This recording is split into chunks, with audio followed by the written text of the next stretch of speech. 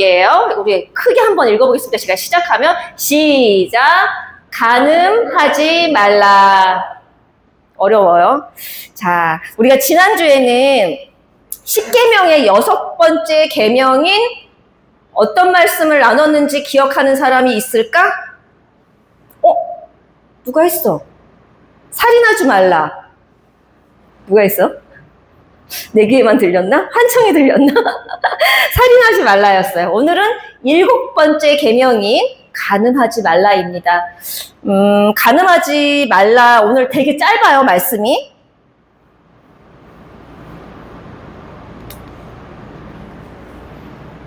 엄청 짧아요. 하나, 둘, 셋, 넷. 4절밖에 안 됩니다.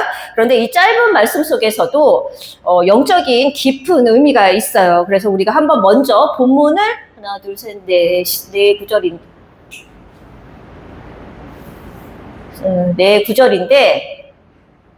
제가 29절을 실수를 해서 일단 4구절인데 제가 먼저 읽고 다음 읽고 그렇게 하겠습니다. 제가 먼저 읽을게요. 또 간음하지 말라 하였다는 것을 너희가 들었으나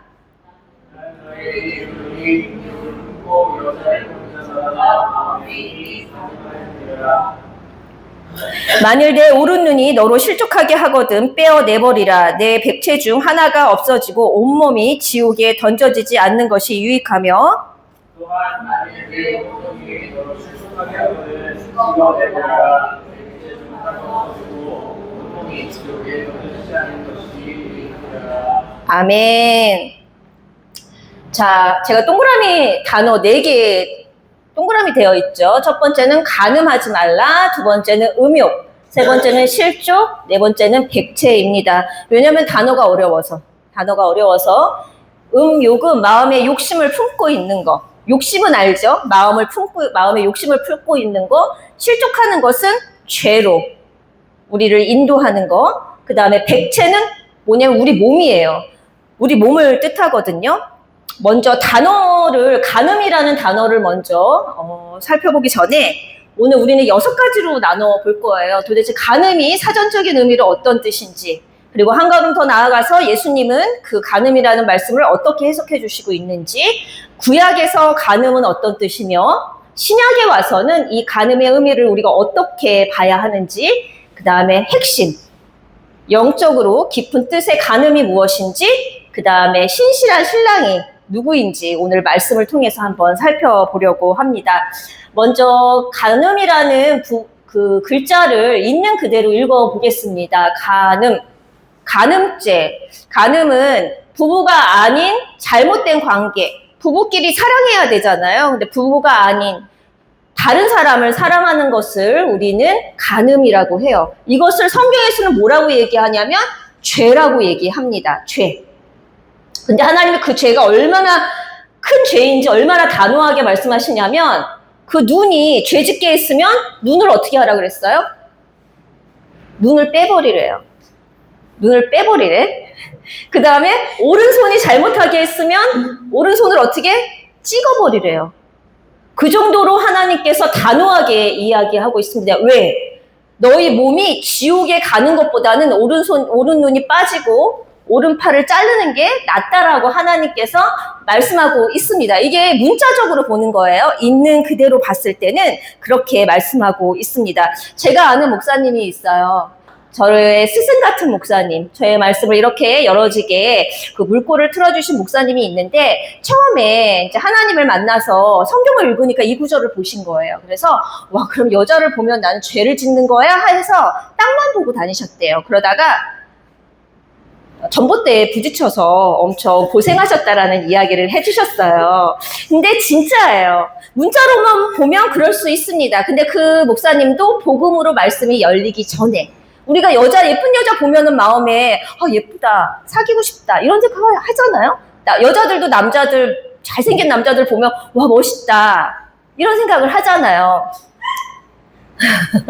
사귀고 싶다 이런 생각을 하잖아요. 그게 음욕이에요. 마음의 욕심을 품고 남자를 보고 여자를 보는 그것은 만약에 눈이 그렇게 봐서 예쁜 여자를 보고 잘생긴 남자를 봐서 그런 마음이 생겼으면 눈을 어떻게 하라고요? 뽑아버리래요.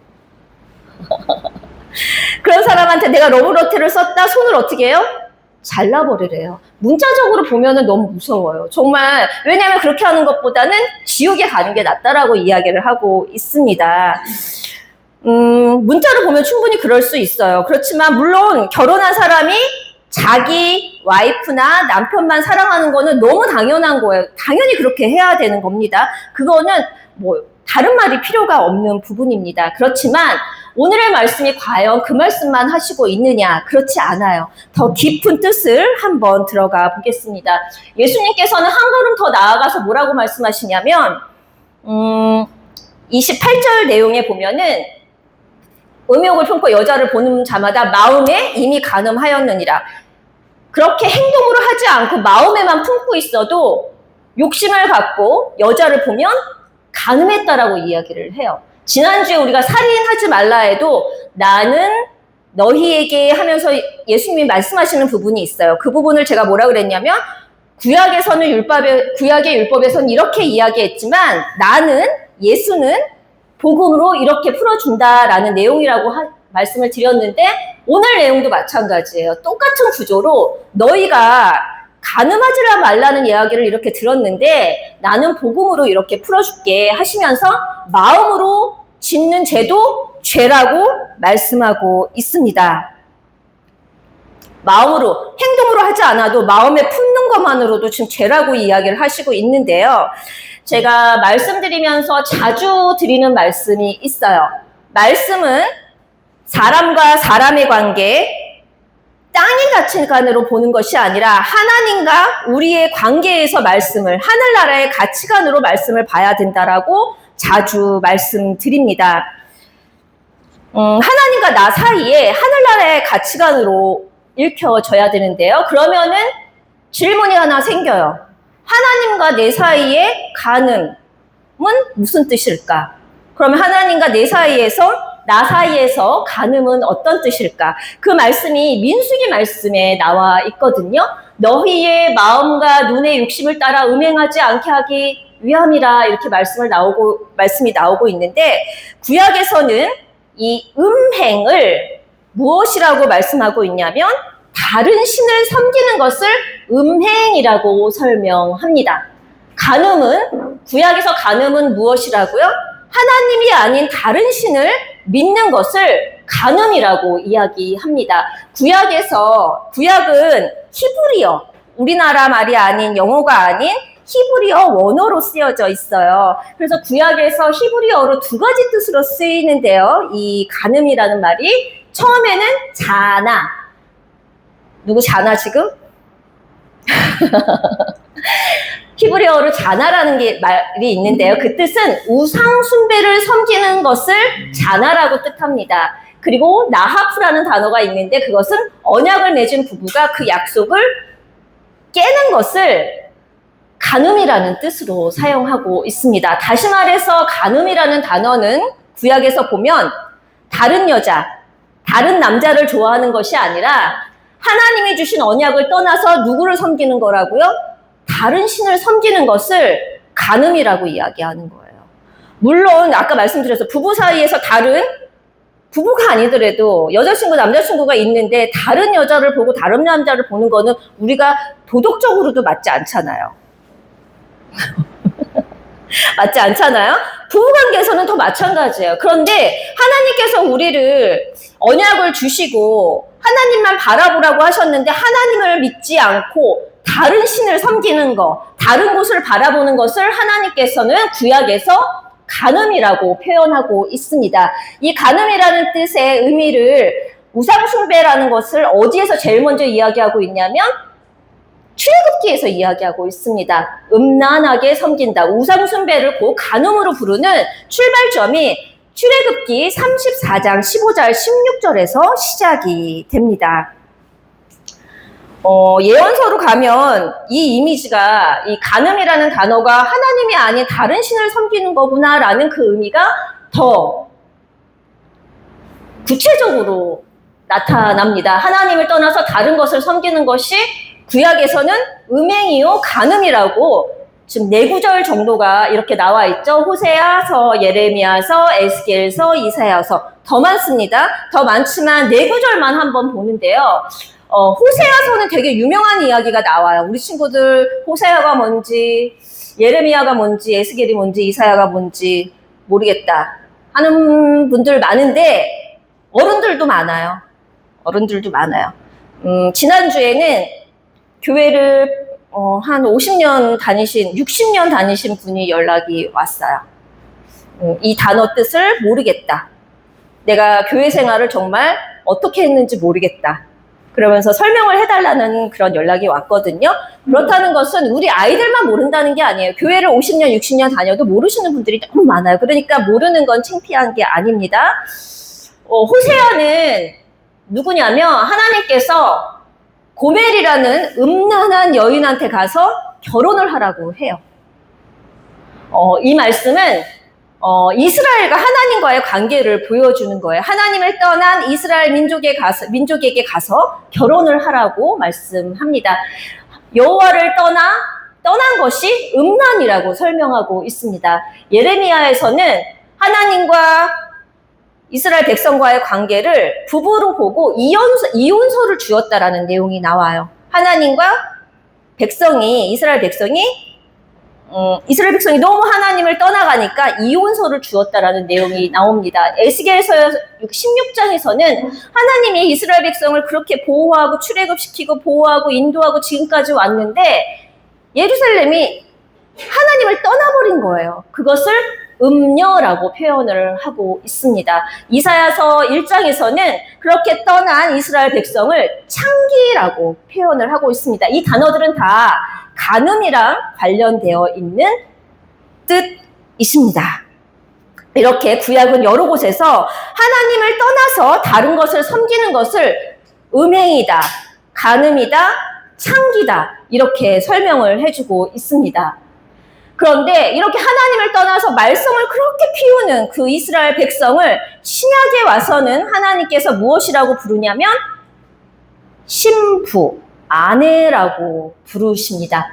믿음으로 하나님의 자녀가 된 우리를 신약에서는 예수님의 신부는 알죠? 신랑, 신부. 예수님은 우리의 신랑이 되시고 우리는 예수님의 신부가 된다라고 이야기를 하고 있습니다. 지난주에도 말씀드렸지만 여자만 예수님의 신부가 되는 게 아니라 여기 있는 모든 남자도 영적으로 예수님의 신부가 되는 거예요. 영적인 뜻입니다. 문자적인 뜻이 아니라 그렇게 말썽 피우고 말 안 듣고 하나님의 품을 떠나서 간음한다, 창기다 이렇게 불렀던 그들을 하나님께서는 예수님을 통하여 신부라고 불러주십니다.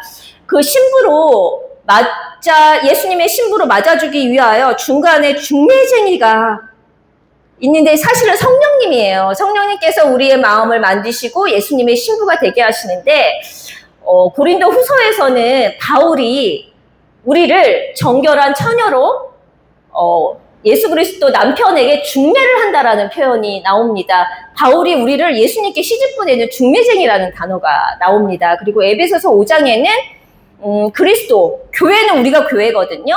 그리스도와 교회를 남편과 아내로 설명을 해줍니다. 그리고 정말 하이라이트는 혼인잔치가 요한계시록에서 나와요. 혼인천국잔치가 있는데 어린 양 되시는 어린 양의 그 남편 예수 그리스도의 신부로 누가 초대를 받냐면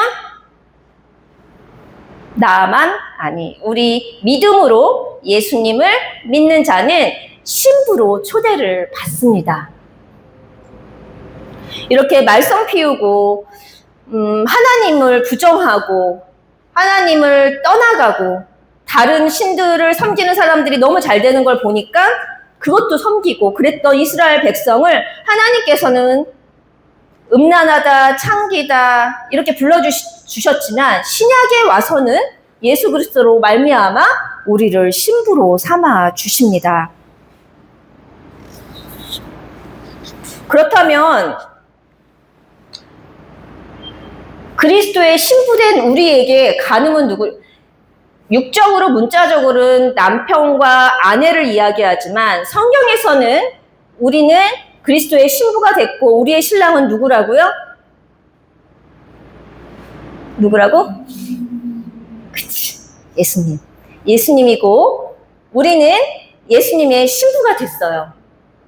그렇다면 예수님에게 우리가 간음하는 것이 무엇일까요? 야고보서 4장 4절에는 무엇이라고 나오냐면 세상과 벗된 것, 세상을 너무 사랑하는 것을 간음이라고 부릅니다. 세상에 좋은 거 진짜 많죠. 갖고 싶은 것도 많고 하고 싶은 것도 많고 가고 싶은 것도 많고. 그 다음에 골로새서 3장 5절에서는 무엇이라고 말씀하시냐면 탐심, 욕심은 우상숭배라고 이야기합니다. 하나 갖고 싶은데 두 개 갖고 싶고, 이거 예전에 제가 말씀 나눴었는데 욕심은 우상숭배와 같다라고 이야기합니다. 그 다음에 하나님과 재물은 함께 못 섬겨, 돈은 같이 못 섬겨, 그것은 양다리 걸치는 것이라고 이야기합니다. 그렇다면 욕심내고 내가 좋은 것을 갖고자 하는 것이 우상숭배이며 간음이라고 한다면 하나님 안 믿고 싶죠. 저는 옛날에 우리 엄마한테 그런 질문을 한 적 있어요. 하나님 자녀는 두 개 가지면 안 되고 잘 살면 안 되고 좋은 거 입으면 안 되고 좋은 차 갖는 거 아니면 나는 왜 하나님의 자녀는 다 거지같이 살아야 돼? 이렇게 물어본 적이 있습니다. 왜 하나님의 자녀는 많은 걸 가지면 안 될까? 그런 뜻이 아니에요. 가난하게 살라는 말이 아닙니다. 여기서 오해를 하면 안 됩니다. 좋은 걸 누리면 죄인가요? 옆에 뭐라고 써있죠? 아니요. 아닙니다. 핵심은 바로 여기에 있어요. 영적으로 간음하는 것은 무엇이냐면 내 욕심을 채우려고 하나님을 이용하는 거예요. 내가 무엇을 갖고 싶다고 하고 싶다고 그게 죄가 된다는 것이 아니라 내 욕심을 위해서 하나님을 이용하는 거. 우리는 세상을 살아가잖아요. 이 세상에 살아가면서 돈이 없이 어떻게 살아요? 집이 없이 어떻게 살아요? 먹을 게 없이 어떻게 살아요? 그것을 위해서는 우리가 다 돈이 필요합니다. 그쵸? 먹고 자고 학교 다니고 하려면 우리가 돈이 필요해요. 그리고 좋은 집도 갖고 싶고 좋은 차도 갖고 싶고 그런 걸 누리는 게 죄라는 말이 아닙니다. 우리가 몇 주 동안 지금 우리가 마태복음 5장부터 지금 쭉 말씀을 나눠오면서 우리가 이제 7장까지 갈 텐데요.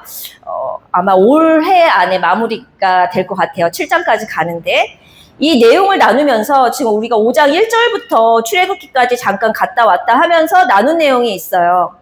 하나님께서 제단에 예물로 무엇을 가져오라고 했죠? 지난주에도 물어봤는데 뭐 가져오라 그랬죠? 뭐 끌고 오라 그랬지? 그림 그때 있었잖아. 이렇게 뭐 끌고 오라고. 피. 그래. 고마워, 이제야. 어린 양을 끌고 오라고 했어. 어린 양. 근데 어린 양이 누구라 그랬어요? 그래, 예수님. 예수님이라 그랬어요. 근데 예수님을 어떻게 끌고 가? 예수님을 믿는 무엇을 끌고 오라 그랬다고? 믿음. 하나님은 믿음을 갖고 오라고 말씀을 하십니다. 핵심은 그겁니다. 하나님께서 우리한테 원하시는 건 구원의 은혜에 대한 감사하는 그 감사를 갖고 나오라고 말씀을 하세요. 그 감사함으로 순수한 믿음 하나, 그걸로 하나님을 믿기 원하세요. 구원의 은혜에 대한 감사로 하나님을 믿기 원합니다. 그런데 우리는 믿음 생활을 하다 보면 점점 내가 원하는 걸 주실 것 같고 내가 원하는 거를 위해서 하나님을 믿을 때가 너무 많습니다. 교회 나가면 하나님이 무엇을 이루어 주실 것 같고 무엇을 주실 것 같고 근데 그런 것을 말씀에서는 무엇이라고 이야기하냐면 음행, 우상 숭배라고 이야기합니다. 구원에 대한 순수한 믿음이 아니라 좋은 대학 가려고 또 내 아이가 좋은 대학 보내려고 좋은 것을 가지려고 하나님을 믿는 것을 하나님을 이용하는 것이라고 이야기합니다. 왜? 그것은 세상의 종교와도 다를 바가 없기 때문에 그렇습니다. 다른 종교들도 그렇게 믿는 이유가 내 자식 잘 되고 복 받으려고 믿는 종교들이거든요. 근데 우리는 그러한 신앙이 아닙니다. 이렇게 내 욕심을 위해서 하나님을 믿는 것을 출애굽기에 어떻게 보여주시고 있냐면 금송아지로 보여주고 있어요. 이스라엘 백성이 자기의 욕심을 위해서 자기 마음대로 하나님을 만들어버리는 거예요. 하나님은 이런 하나님일 거야. 그거는 내가 만든 하나님이고요. 하나님은 성경에 나오신 그대로 보여주시는 그대로 하나님을 믿어야 됩니다. 하나님은 형상이 없으세요. 말씀이 하나님이십니다. 말씀으로만 보여주십니다. 그래서 우리끼리 하나님은 이러실 거야. 하나님이 이러실 거야. 이건 내가 만든 하나님이에요. 성경을 통해서 하나님을 만나야 됩니다. 다 알 수가 없어요. 성경으로 만난 한 구절이 있으면 그 한 구절 하나님만 아시면 돼요. 내 생각으로 내 상상으로 만드는 하나님은 잘라내셔야 됩니다. 그래서 성경적인 하나님을 만나야 된다라고 이야기를 하는 겁니다. 하나님의 형상은 예수 그리스도인데요. 예수 그리스도의 형상은 무엇이냐면 죄가 없는 모습이에요. 근데 우리는 죄가 없다, 있다. 죄를 안 짓고 살 수 있다? 우리 지금 마음에도 계속 죄 짓잖아요. 누가 밉고 싫고 빨리 가고 싶고 마음으로 짓는 죄도 죄라 그랬죠. 그렇기 때문에 우리는 죄에서 벗어날 수가 없습니다.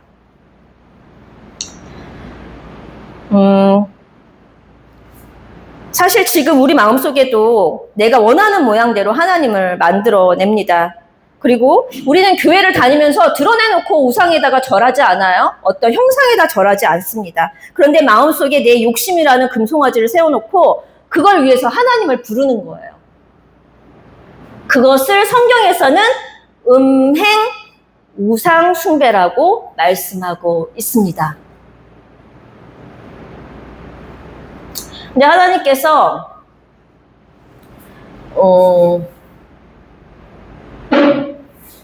내가 너에게 입혀준 믿음의 옷만 입고 나오라고 말씀하세요. 예수 그리스도께서 하신 일을 믿는 그 믿음만 갖고 나오라고 말씀하고 있습니다.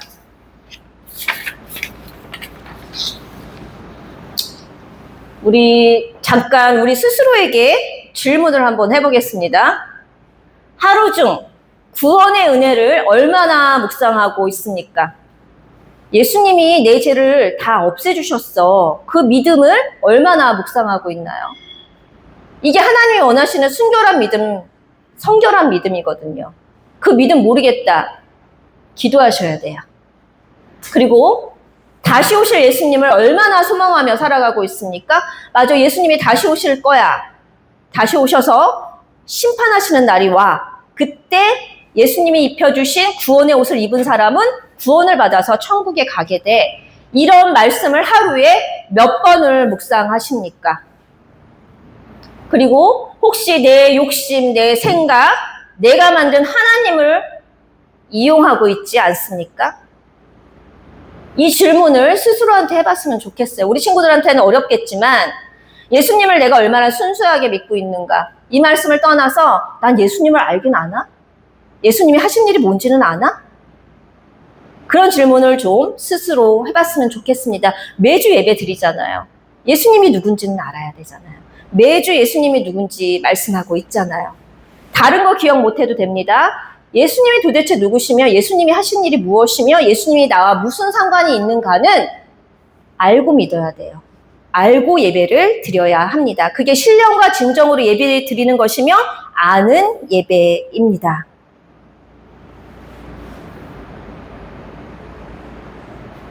근데 그렇게 딴짓하고 내 욕심을 위해서 하나님을 믿고 그래도 우리 신랑 되신 예수님은 너무 신실하세요.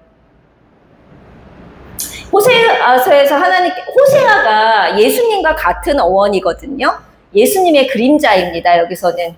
그래서 하나님께서 호세아에게 무엇이라고 말씀하시냐면 이스라엘 자손이 너가 다른 마음으로 나를 섬기지만 내가 하나님이 그들을 사랑하니까 너는 가서 그 여자를 사랑하래요. 딴짓하는 다른 곳을 바라보는 그 여자를 사랑하라고 말씀하십니다. 그 여자가 누구냐면 우리입니다.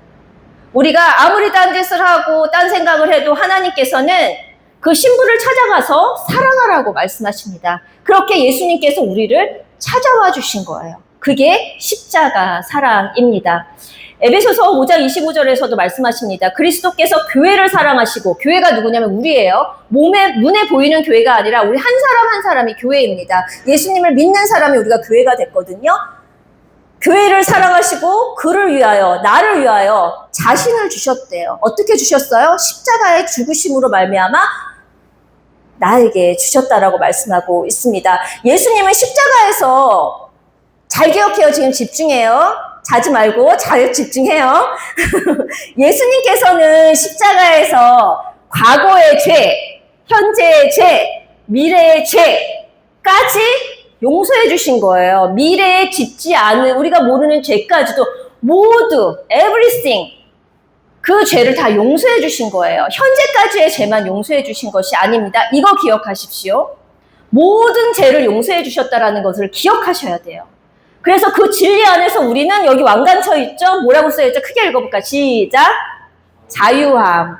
그 진리로 말미암아 자유함을 얻은 거예요. 율법이 우리를 꽁꽁 묶여서 넌 죄인이야, 이거 못 지켰잖아, 넌 죄인이야 묶는 그 멍에에서 예수님이 죽으심으로 말미암아 우리를 모든 죄에서, 율법을 못 지켜서 지옥 갈 수밖에 없는 우리를, 그 자유를, 진리로 말미암아 우리를 자유하게 하셨다라는 것입니다.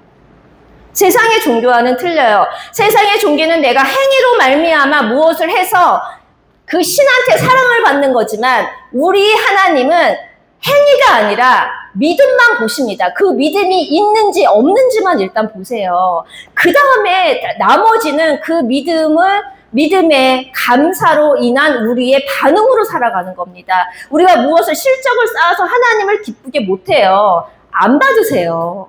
믿음도 없는데 죄인의 행위를 받으시겠습니까? 안 받습니다. 그것이 십자가 사랑이며 그 진리 안에서 자유를 얻은 우리입니다.